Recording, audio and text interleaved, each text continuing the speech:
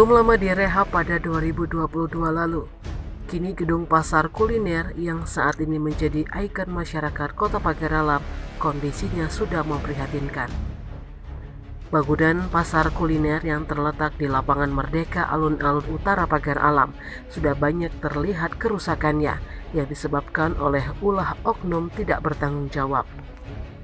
Pantauan Sumsel update, kerusakan terjadi di bagian depan gedung. Kerusakan juga terjadi di WC umum, termasuk aksesoris dan ornamen sudah dalam kondisi dirusak. Salah satu pengunjung, Ryan, sangat menyayangkan kondisi gedung pasar kuliner sudah banyak yang rusak oleh tangan jahil. Untuk mencegah agar tidak dirusak kembali oleh oknum yang tak bertanggung jawab, Ryan berharap instansi pemerintah terkait turut memperhatikan kondisi bangunan alun-alun utara. Tim Liputan Sumsel Update TV melaporkan.